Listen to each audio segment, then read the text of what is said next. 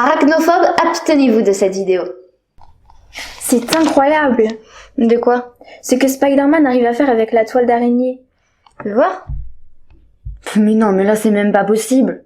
Tu peux pas suspendre quelqu'un avec une toile d'araignée. Elle est pas assez solide.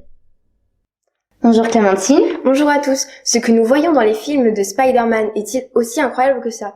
Nous nous retrouvons aujourd'hui pour répondre à cette question. Commençons par rappeler que Pupus, notre araignée, sécrète du fil de soie par son abdomen et l'extrait avec ses pattes arrière. C'est bien quelque chose que Spider-Man ne pourrait pas réussir.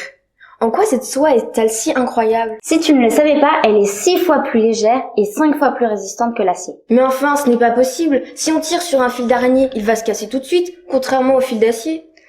Eh bien non, contrairement à ce que nous pensons tous. Regardons un peu cela. Prenons une tige d'acier et un fil de soie d'araignée de la même longueur. Saviez-vous que tous les corps sont élastiques? Même l'acier? Oui, même l'acier. Tous les corps s'allongent proportionnellement à la force que vous exercez sur eux et reprennent leur forme initiale. J'imagine quand même que la toile d'araignée est plus élastique que l'acier. Bien sûr, par contre, si vous dépassez la limite d'élasticité en tirant trop fort, on dit qu'ils deviennent plastiques. C'est-à-dire qu'ils s'étirent beaucoup sans que l'on ait besoin de trop augmenter la traction. Dans ce cas, si vous arrêtez de tirer, le corps reste définitivement déformé. Oui, c'est plutôt embêtant. Mais quand même, si je tire sur une toile d'araignée, elle va bien finir par se casser. Bien sûr, au-delà d'une certaine déformation, elles finissent par se casser. Si je comprends bien, comme ils cassent plus tôt, il faudrait plus d'énergie pour rompre un fil d'araignée qu'un fil d'acier s'ils ont la même taille. C'est exactement ça, Clémentine. Mais soyons clairs, il faut tirer 5 fois plus sur un fil de fer que sur un fil de soie pour qu'il se déforme autant. Mais l'acier cassera bien avant car il est beaucoup moins élastique. C'est incroyable ça. Mais as-tu une idée de la résistance?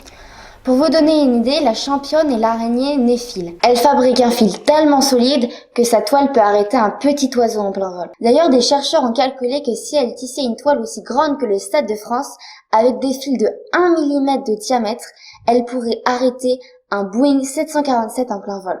Je comprends mieux pourquoi Spider-Man pourrait suspendre un voleur. Ce matériau doit intéresser les industriels alors.